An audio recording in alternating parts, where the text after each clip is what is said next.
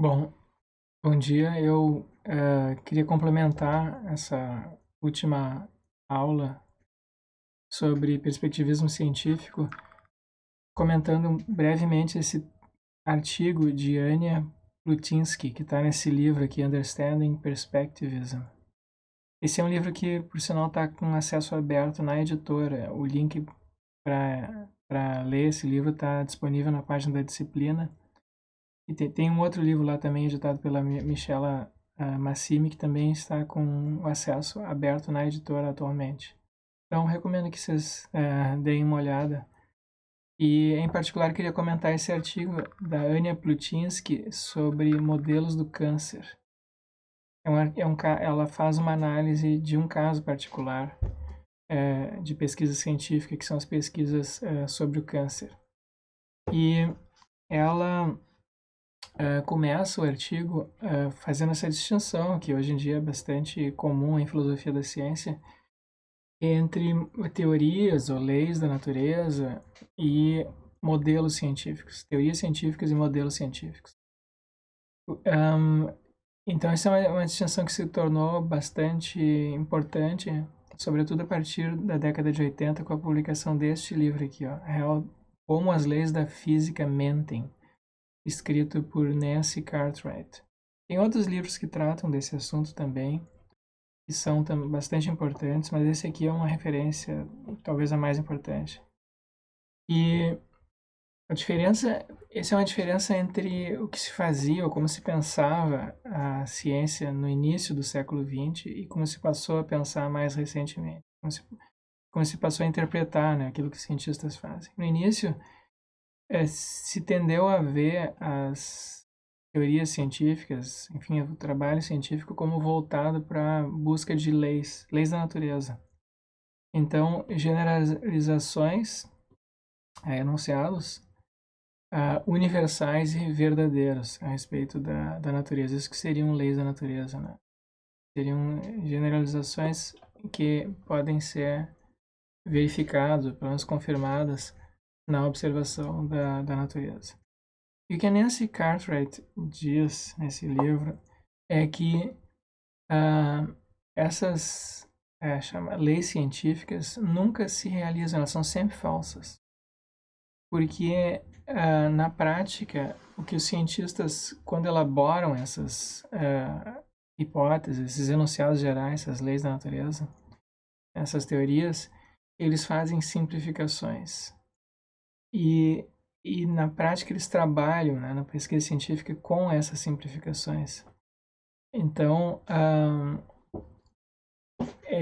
a complexidade e a sutileza assim, dos fenômenos naturais são desconsiderados na elaboração das leis científicas. Então, efetivamente, o que a gente tem não são propriamente enunciados universais e verdadeiros, mas modelos.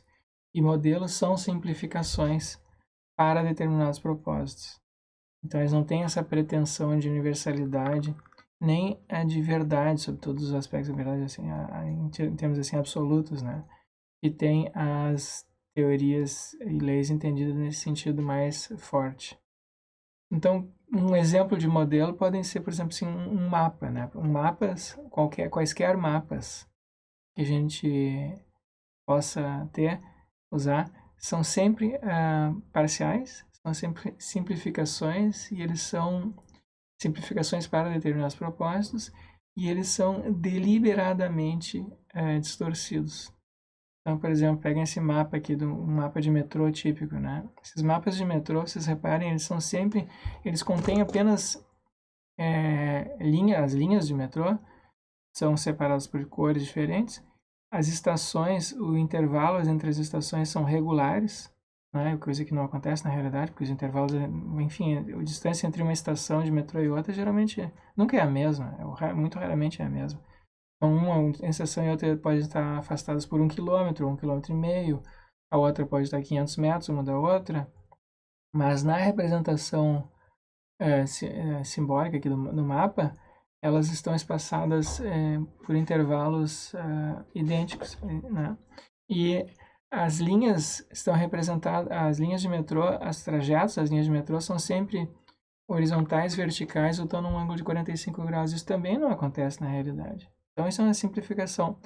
Mas é útil, é uma simplificação útil, porque isso facilita a leitura, né? Para quem está andando de metrô, o que importa é qual linha de metrô que eu tenho que usar. Então, eu pego a linha aqui vermelho, azul, amarelo, enfim.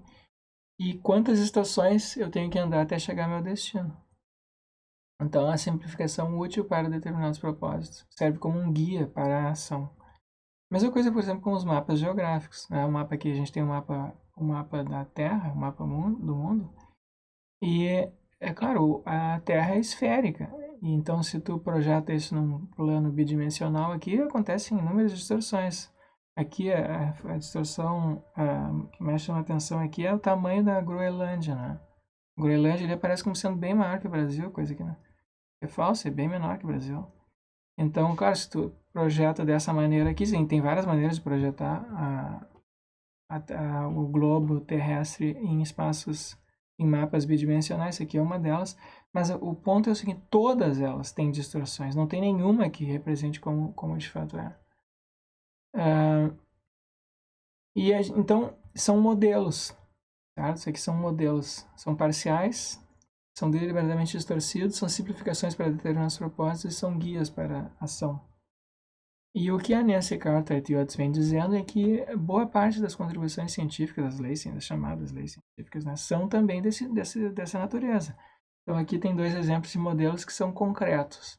A gente tem o modelo do plano inclinado de Galileu, que serviu como modelo para os estudos gravitacionais, né? Então o Galileu tem aqui esse plano inclinado à esquerda, tem uns sininhos ali que vão passando, e ele colocou bolinhas, esferas de metal, chumbo, de tamanhos, pesos diferentes.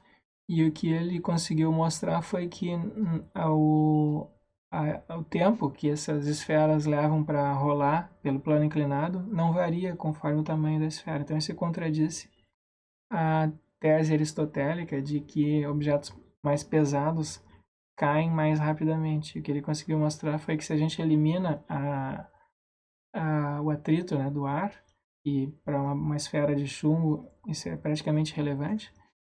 Então, o tempo que a queda, a velocidade da queda não é afetada pelo peso do objeto. Então, esse foi um modelo que foi usado, né, para estudar a queda de objetos, o plano inclinado. Porque no plano inclinado a queda é mais lenta, então tu consegue observar se tu simplesmente soltar duas esferas, que é muito difícil medir, né, ainda mais que naquela época eles não tinham instrumentos assim, fotográficos e de vídeo que a gente tem hoje. Aqui à direita a gente tem um modelo do DNA elaborado por Crick e Watson, que ganharam o prêmio Nobel até por essa contribuição. De novo, aqui a gente tem uma simplificação, né? Uma representação simplificada da estrutura do DNA. E isso, de novo, é distorcido, porque não é efetivamente assim que as coisas são, né? É simplificado, porque eles deixam algumas coisas de fora, mas serve como guia para estudos posteriores. Isso também acontece com as chamadas fórmulas abstratas, ou enunciados mais abstratos das teorias. A Nancy Cartwright e outros sugerem que elas também são modelos, embora não pareçam, né? Parecem enunciados gerais, mas são também simplificações, e algumas delas são modelos de modelos, são modelos de segunda ordem, né? São mais abstratos. E elas servem também, elas também simplificam, abstraem, distorcem, mas servem como guias para determinados propósitos, guias para o estudo desses fenômenos, né? Que a gente tem a fórmula para a atração gravitacional de Newton e a lei dos gases perfeitos, enfim, tem muitos exemplos. E o que essa Anya, agora, como é que é o nome dela? Anya Plutinsky diz é que esses modelos, quando a gente está lidando com fenômenos complexos, como por exemplo o fenômeno do câncer, os fenômenos da natureza em geral são complexos, a gente pode abordar eles em vários níveis. Então, por exemplo, se a gente está estudando um fenômeno orgânico, né, um ser humano, por exemplo, a gente pode abordar isso do nível assim genético, celular, ambiental, evolutivo. Então, tem vários níveis assim, de complexidade do mesmo fenômeno. A mesma coisa com os fenômenos físicos, né? A gente pode lidar com eles no nível atômico, a gente pode lidar com eles assim, em termos de sistemas físicos, enfim. E esses diversos modelos que os cientistas elaboram para estudar fenômenos nem sempre são contraditórios. Se tu tem leis universais, enunciados universais que pretendem ser verdadeiros e tu tem dois desses enunciados que descrevem o mesmo fenômeno, então né, se supõe que não tem como os dois serem verdadeiros simultaneamente, porque se supõe que o mundo é único, então se um é verdadeiro, o outro é falso. Isso é uma suposição que é realista, né? Que a maioria dos cientistas faz. A gente pode questionar isso. Mas enfim, o ponto aqui é que isso não acontece se tu tem modelos. Porque tu pode, por exemplo, ter dois mapas do metrô que descrevem a mesma linha, o metrô de modos diferentes, e ninguém vai dizer que, né, se um é verdadeiro, o outro é falso. Porque, na verdade, os dois são falsos se a gente interpretar eles como representações precisas. Mas se a gente interpreta eles como modelos, então não tem nenhum problema. A gente pode ter dois mapas do metrô e cada um é útil para um determinado propósito. A mesma coisa com o mapa das representações da Terra, né? A gente pode ter um mapa que distorce de um jeito, outro que distorce de outro jeito, vários mapas. Alguns que representam mais alguns aspectos. Por exemplo, pode ter um mapa geográfico que representa a topologia, outro a geografia política, outro, enfim. A gente pode ter mapas que são úteis para determinados para propósitos diferentes, não são mapas diferentes. Então, nem sempre, quando a gente tem modelos de um mesmo fenômeno, a gente tem modelos incompatíveis. E então, ela menciona aqui uma pesquisa feita por uma outra pessoa, nesse artigo, ela menciona e mostrando que vários tipos de relações que modelos podem ter entre si. Pode haver conflito direto, de fato pode acontecer, né, uma incompatibilidade. Pode haver uma adição, pode se somar ao outro, pode haver subsunção, um está dentro do outro. Pode haver interação, pode traduzibilidade, interações não cumulativas, ou pode não haver interações, são coisas completamente diferentes, ou eles podem ser vistos como complementares. Então tem várias relações possíveis, né, entre modelos diferentes para um mesmo fenômeno e não apenas compatibilidade ou incompatibilidade. Ou eles dizem a mesma coisa, ou um deles tem que ser falso, né? Então com modelos isso não acontece. Então, se a gente interpreta as contribuições científicas dessa maneira, o resultado é um tipo de perspectivismo, que cada modelo é uma perspectiva diferente sobre o mesmo fenômeno. E depois, então, ela descreve como isso vem acontecendo nas pesquisas sobre o câncer. E o câncer também é um fenômeno complexo, tem múltiplas explicações, ninguém tem uma teoria completa do câncer, ninguém sabe direito como é que é, né? Então, tem vários projetos, programas de pesquisa que vêm sendo elaborados. E aí ela descreve alguns. Tem modelos genéticos, modelos do microambiente. Quais são as causas do câncer? Pode ser genética, pode ter o microambiente celular, podem ser o desenvolvimento das células tronco.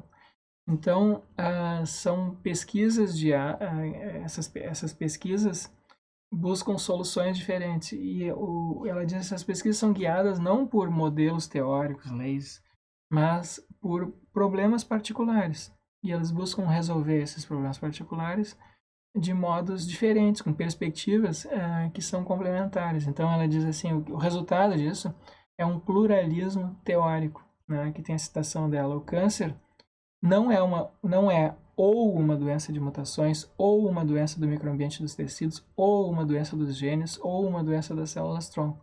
Em vez disso, cada um desses programas de pesquisa oferece uma perspectiva nova, mas parcial, sobre uma doença heterogênea e complexa, enfatizando escalas temporais e espaciais distintas. Então, metodologicamente, isso aqui é interessante para nós, porque isso daqui pode ser usado, essa mesma atitude, né, esse mesmo tipo de abordagem, interpretação que ela faz aqui dessa pesquisa particular, pode ser usado também para outras pesquisas científicas, para outros conflitos científicos e também para conflitos de outras áreas, né, não científicos, como a gente vem vendo aqui ao longo do semestre. Então, claro, pode haver incompatibilidade, mas pode não haver. O fato de haver perspectivas diferentes não é, por si só, um indício de incompatibilidade. Pode haver também pode haver complementaridade, como ela está sugerindo aqui nesse caso.